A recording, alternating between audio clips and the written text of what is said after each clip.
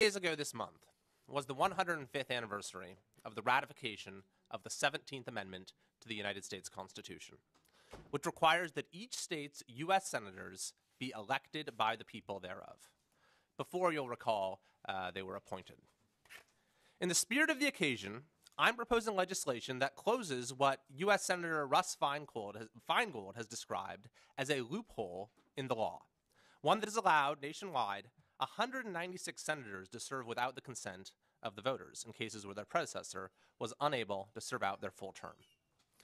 AB 2512 closes this loophole by requiring that all U.S. Senate vacancies in California be filled by election. In so doing, it makes California's process for filling U.S. Senate vacancies consistent with the process already in place for filling vacancies in the state legislature and, as our former colleague Mr. Gomez can tell you, the U.S. House of Representatives. On the national stage, such a proposal has received bipartisan support. In 2009, Senator Feingold authored a constitutional amendment that read, quote, "No person shall be a senator from a state unless such person has been elected by the people thereof." Senator Feingold explained, "It is painfully clear that appointments are an anachronism that must end. In 1913, the 17th Amendment to the Constitution gave citizens of this country the power to finally elect their senators. They should have the same power in the case of unexpected midterm vacancies, so that the Senate is as responsive as possible to the will of the people." That proposal was co-authored by Senator John McCain and Senator Richard Durbin. It received wide support, was even endorsed by the New York Times, and passed a judiciary subcommittee in the Democratic-controlled Congress. An equally bipartisan measure was introduced at the same time in the House. And though the hurdles of enacting what would have been the 28th Amendment proved too high — remember, it's a very difficult process that's only been successful 17 times since the Bill of Rights to amend the U.S. Constitution — the good news is that here in California, we can achieve that measure's goals for our state through legislative action alone. And there are several compelling reasons to do so. First, it would bring California's system for filling Senate vacancies in line with the spirit of the 17th Amendment.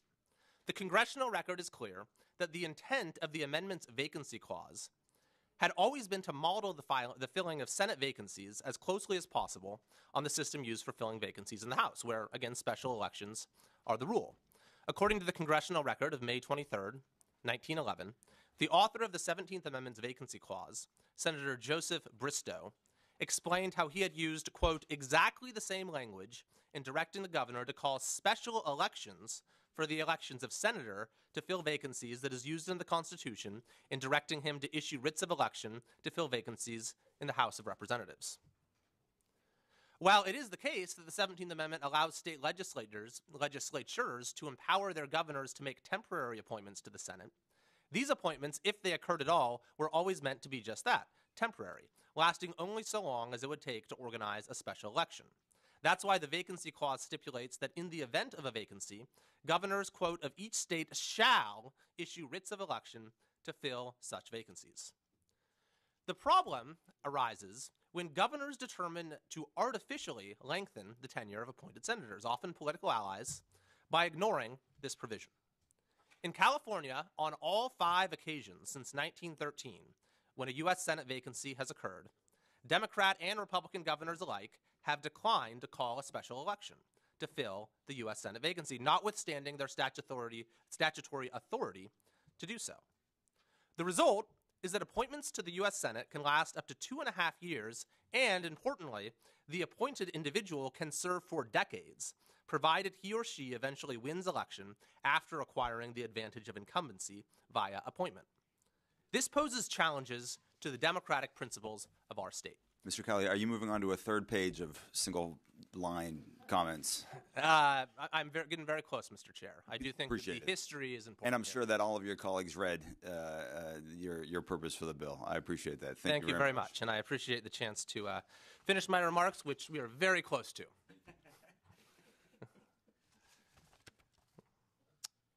So as I was explaining, this poses challenges to democratic principles of accountability. And it was these very challenges that the 17th Amendment, calling for the direct election of senators, was designed to resolve. And, you can actually look at the arguments that were made against political appointments by those who were in favor of the 17th Amendment. In the words of one journalist of the day, a system by appointment more often than not had allowed Senate seats to be, quote, indirectly bought by contribution to party funds and other outlays morally corrupt.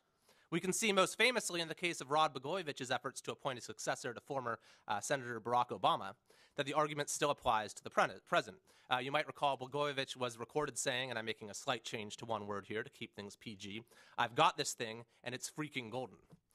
Other examples of nepotism or worse abound. Republican Governor Frank Murkowski in Alaska, of course, appointed his own daughter to the U.S. Senate. 2 senators were the spouses of the governor who appointed them. In 9 instances, governors have filled a vacant Senate seat by appointing themselves. But even short of corruption or nepotism, it is still the case that gubernatorial appointments tend to violate the popular will. U.S. senators are in many ways our state's ambassadors to the federal government. We only get 2 of them. There are no term limits. Their influence on the affairs of our state and the country can be profound, and voters do not necessarily seek the same qualities in a senator that they do in a governor. Today, we have an opportunity to correct these deficiencies. Vacancies in the Senate, as I've explained, are relatively rare, happening on average only once every 25 years per state. But when those vacancies do occur, it's important that our citizens are not disenfranchised. Thank you, Mr.